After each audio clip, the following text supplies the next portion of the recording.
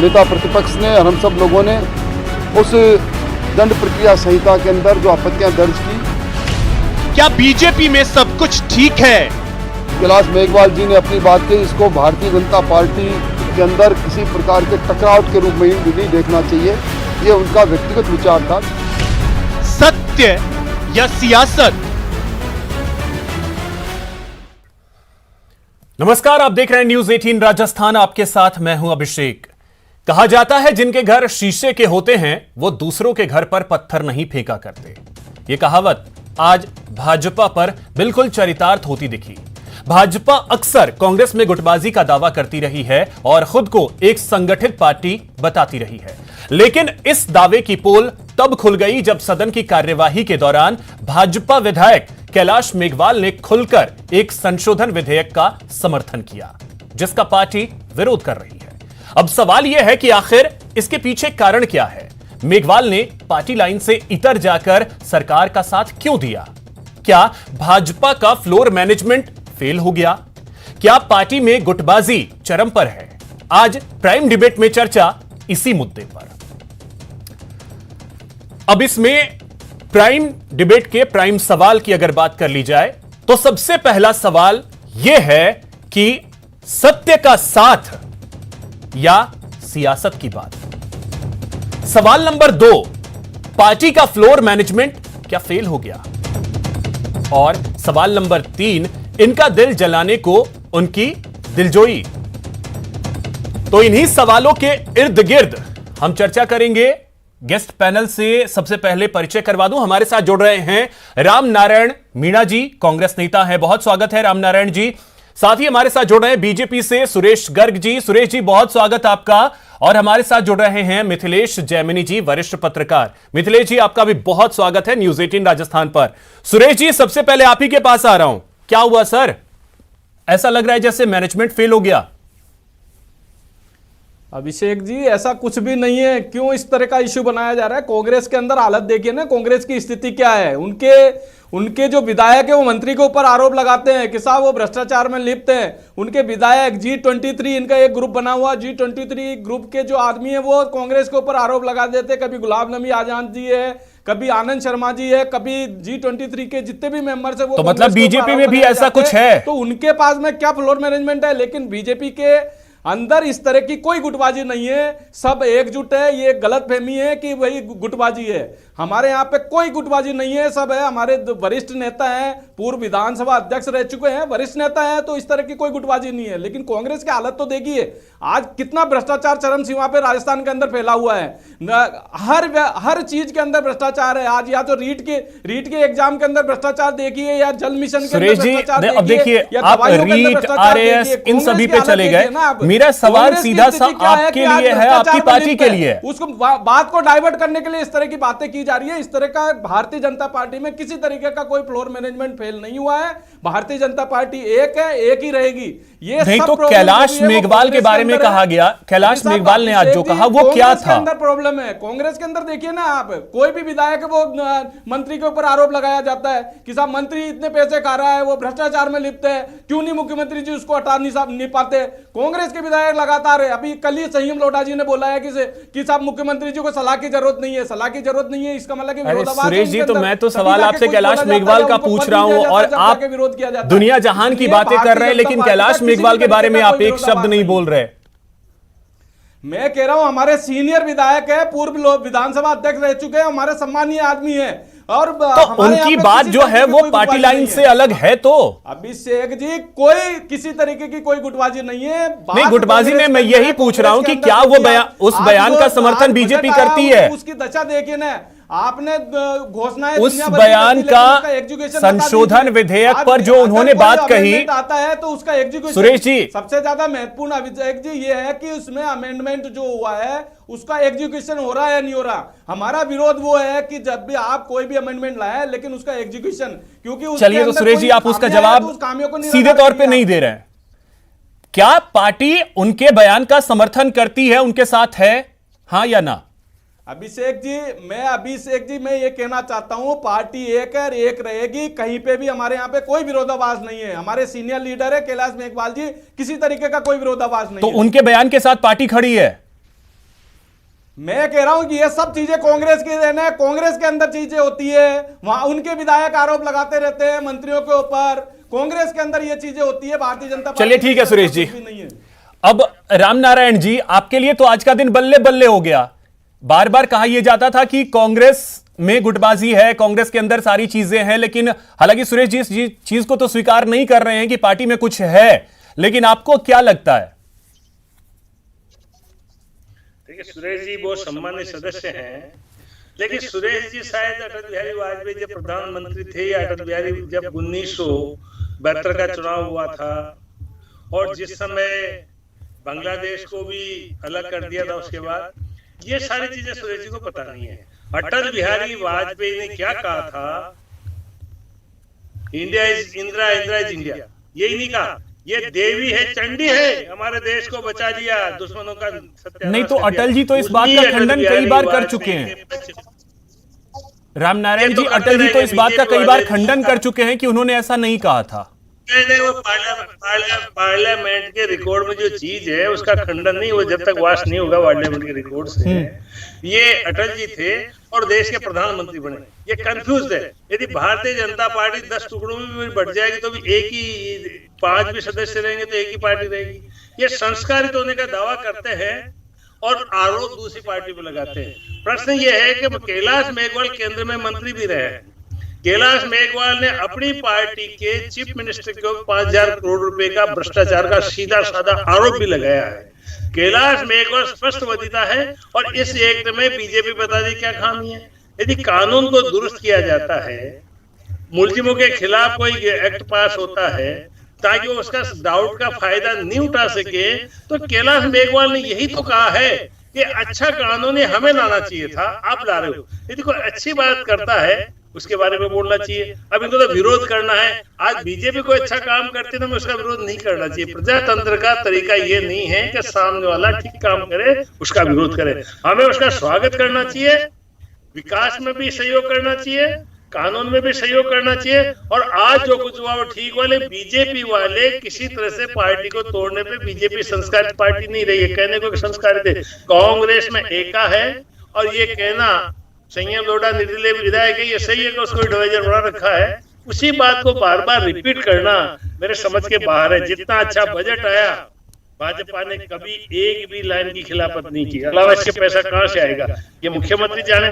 पिछली दफा की भी उन्होंने 85% घोषणाएं पूरी की है कोविड होते हुए भी, और हमें उम्मीद है कि मुख्यमंत्री जी इस बार भी पूरे बजट को सही करेंगे। तो आज का जो मसला एक और चीज है रामनारायण जी, जब कैलाश मेघवाल आज आपके समर्थन में खड़े हुए तो कैलाश मेघवाल तो अच्छे हो गए, लेकिन जब वो विरोध करते हैं तो तुरंत में बुरे हो जाते हैं। फालतू की बातों का कभी विरोध नहीं करते।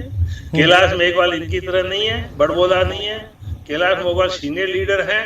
अब इनको लीडर ऑपोजिशन यदि कैलाश मेघवाल को बनाते तो आज बीजेपी का फ्लोरमेंट सही होता। और वो किसी के खिलाफ नहीं बोलता है, न वो महाराणा प्रताप के खिलाफ बोले, न किसी राजा महाराजा के खिलाफ बोले, वो सबका सम्मान करते हैं। हाँ, ये बात जरूर है कि बीजेपी में जब से आदरणीय मोदी जी आए हैं तब से दूसरे नेताओं को खत्म करना, और वो जैसे उन्होंने आज ही पैदा होकर के देश को पैदा किया है, इस तरह की भाषा। ठीक है, अब मिथिलेश जी मैं आपके पास आ रहा हूं। जो आज सदन में हुआ, क्या वाकई में जो विपक्ष का, खास करके बीजेपी का जो फ्लोर मैनेजमेंट था, उसकी कमी दिखी? देखिए अभिषेक जी, इसमें बीजेपी का फ्लोर मैनेजमेंट कमजोर दिखा या नहीं दिखा, लेकिन अगले मुख्यमंत्री की रेस में वसुंधरा राजे गुट के इरादे साफ हो गए। कैलाश मेघवाल पूरी तरह वसुंधरा राजे समर्थक माने जाते हैं और आज उन्होंने वो साबित कर दिया, उनके जन्मदिन से 4 दिन पहले गिफ्ट दे दिया कि मैं उनके साथ खड़ा हूं। और उनके धुर विरोधी, जो अभी रामनारायण जी कह रहे थे कि नेता प्रतिपक्ष, अगर उनको बना दिया जाए तो फ्लोर मैनेजमेंट बेटर हो सकता है। पहले भी वो अशोक गहलोत की खुलकर तारीफ कर चुके हैं। तो जो खाटी राजनेता हैं और सियासत की उठापटक को कैलाश मेघवाल से ज्यादा कोई नहीं समझ सकता। राजस्थान की राजनीति में वो भैरव सिंह शेखावत जैसे कद्दावर नेता के अनुयायी रहे हैं और उन्होंने आज बिल पर कुछ बात दिल से भी कही कि ब्यावर में मैं एक ऐसे ही मामले में फंस गया था और मुझे 5 लाख रुपए की फटका लगा। तो ये जो तमाम चीजें हैं, कोई अच्छी बात तारीफ की, लेकिन सच्चाई यह है कि 8 मार्च को जब वसुंधरा राजे जी का जन्म दिवस मनाया जाएगा, उस दिन भाजपा में एक नया शंखनाद होना है और उसकी अगुवाई कर रहे हैं पूर्व विधायक भवानी सिंह राजावत, जिन्होंने साफ कह दिया है कि कई भाजपा के नेताओं के दिमाग में ये बुखार बैठ गया है कि मुझे मुख्यमंत्री बनना है और उस बुखार को उतारना है। जब ऐसी भाषाएं बोली जा रही है तो फिर पार्टी विद डिफरेंस की बात क्यों की जा रही है? फिर आप ये क्यों कहते हैं कि हम एक मुखी हैं? जब मानेसर वाला प्रकरण हुआ कांग्रेस में तो भाजपा के लगा था कि भाजपा बहुत डिसिप्लिन वाली पार्टी है, लेकिन राज्यसभा के चुनाव में जब उनके 4 विधायक फरार हो गए तब कहां चला गया इनका डिसिप्लिन? कहां चले गए इनके बड़े बड़े नेता जो बड़ी बड़ी बातें करते हैं? तो मिथिलेश जी, क्या ये जो शुरू में कहा, जिस चीज का आपने जिक्र किया कि वसुंधरा गुट, तो क्या ये पार्टी के लिए उहापोह की स्थिति आगे आने वाले वक्त में नहीं होगी कि पार्टी करे तो करे क्या? देखिए अभिषेक जी, आने वाला टाइम भाजपा के लिए बहुत दुष्कर होने वाला है। जिस तरीके से सीबीआई की जांच रीट पर आज भाजपा चुप है, क्योंकि आज आप कैलाश मेघवाल को कह रहे हैं, अगर ये रीट के मुद्दे में आज तक ये डीपी चारोली की मांग सदन में नहीं उठा पा रहे, जिस दिन बजट के दिन वसुंधरा जी की मौजूदगी में अशोक गहलोत ने कहा कि आप बहुत डिसिप्लिन में, आपकी मौजूदगी में चुप रहते हैं, उसके बाद से लेकर आज तक इन्होंने नहीं पूछा कि एसओजी ने जारोली को क्यों नहीं पकड़ा। क्योंकि अगर रीट के मामले में भी बीजेपी दो फाड़ थी, किरोड़ी लाल मीणा भी भैरव सिंह शेखावत के अनुयायी माने जाते हैं, उनको ही अपना वो लीडर मानते हैं। वो जब अकेले मांग कर रहे थे तो नहीं थी, जब हवा पकड़ गई, लेकिन उसके बाद में लगा कि हमारे हाउस में ही विधायक फटने वाले हैं, हाउस में ही रीट के मामले में बीजेपी में दो फाड़ होने वाली थी, इसीलिए रीट के मुद्दे को छोड़ दिया। अब ये भले हाईकोर्ट की दुहाई दे, कुछ भी दे, लेकिन सच्चाई यह है कि भाजपा के अंदर कुछ अलग पक रहा है, भाजपा के अंदर कुछ अलग चल रहा है। और पार्टी अगर इस चीज को स्वीकार नहीं करेगी तो जो वो पक रहा है उसे कैसे रोक पाएगी? कहा बजट के सुरेश जी, मैं शेर शायरी नहीं करता था, ठीक है, मैंने आपसे सीखा है। सुरेश जी, अगर देखिए समस्या हर पार्टियों में होती है, समस्या को अगर आप स्वीकार नहीं करेंगे तो उसका समाधान कैसे निकालेंगे? और क्या आपको लग रहा है कि पार्टी इस वक्त उस समस्या की ओर ध्यान नहीं दे रही है जो धीरे धीरे नासूर ना बन जाए? अभिषेक जी, भारतीय जनता पार्टी के अंदर किसी भी तरीके का विरोधाभास नहीं है। अगर विरोधाभास है तो वो कांग्रेस के अंदर है। आप देखिए सचिन पायलट के लिए गहलोत जी ने क्या क्या शब्द बोले थे, नकारा है, आवारा है, ये सचिन पायलट के लिए इन्होंने बोले थे। इनके नेताओं के ऊपर कितने अनाप शनाप आरोप अगर मुख्यमंत्री जी लगाते हैं तो वो कहां पे चीज आती है? अब जहां तक सीबीआई जांच की बात कर रहे हो तो ये तो हमने कल भी विधानसभा के अंदर उठाया है कि रीट के एग्जाम को सीबीआई जांच कराए। कैसे कह रहे हो कि भाई सीबीआई की जांच को हमने विड्रॉ कर लिया या हमें उसकी मांग नहीं कर रहे? कल भी विधानसभा के अंदर हमारे जो प्रदेश अध्यक्ष जी है उन्होंने मांग की है कि इसकी सीबीआई जांच होनी चाहिए। किस तरह से अभी रीट लेवल 1 का जो रिजल्ट आया उसके अंदर आप देखिए मैक्सिमम बच्चे जिनके मैक्सिमम मार्क्स आए वो भरतपुर साइड के आए हैं। ऐसा कभी हुआ है कि वन साइडेड रिजल्ट आता हो, एक ही क्षेत्र के लोग पास हुए हैं, यानी कि रीट 1 के अंदर भी घोटाला हुआ है। तो ये घोटाले हो रहे हैं, उससे डाइवर्ट करने के लिए इस तरह की बातें की जाती है, लेकिन भारतीय जनता पार्टी में किसी तरीके का विरोधाभास नहीं है। अगर विरोधाभास है तो वो कांग्रेस के अंदर है। सचिन पायलट जी की स्थिति देखिए, वो क्या, और जन्मदिन मनाना किसी के लिए कोई वो नहीं है क्या? कोई भी हर नेता जन्मदिन मनाता है, इसके ऊपर किस तरह से आप कह सकते हो कि गुटबाजी हो रही है? जन्मदिन तो हर आदमी का, आज मुख्यमंत्री जी अगर पूर्व मुख्यमंत्री जी जन्मदिन मना रही है तो उसमें कहां दिक्कत है? लेकिन भारतीय जनता पार्टी में किसी तरीके का गुटबाजी नहीं है। और रीट की सीबीआई जांच हमारी अभी भी डिमांड है, ये कंटिन्यू डिमांड रहेगी कि सीबीआई इसकी जांच कराई जाए। इसमें भारतीय जनता पार्टी कहीं भी बेक नहीं हुई है। ठीक है, अब एक चीज राम नारायण जी मैं आपसे समझना चाहूंगा। देखिए बात यह है कि अगर आज कैलाश मेघवाल समर्थन कर रहे हैं तो क्या वाकई में ये जो संशोधन है उसका समर्थन है, या वाकई में जिस तरीके से मिथिलेश जी ने बोला कि दो फाड़ जो चीजें दिख रही हैं उसकी तरफ ध्यान देते हुए कैलाश मेघवाल का यह समर्थन आपकी पार्टी के लिए है? यानी सत्य या सियासत? नहीं, प्रश्न ये है कि बीजेपी को बिना कांग्रेस का नाम लिए, क्योंकि राम का नाम इन्होंने छोड़ दिया है, सवाल कैलाश जी मेघवाल ने विधानसभा में क्या कहा, क्यों कहा, उसका मायना क्या है? क्या बीजेपी का फ्लोर मैनेजमेंट फेल है, या ये मीटिंग करके डिस्कशंस नहीं करते इस मुद्दे पे क्या करना है?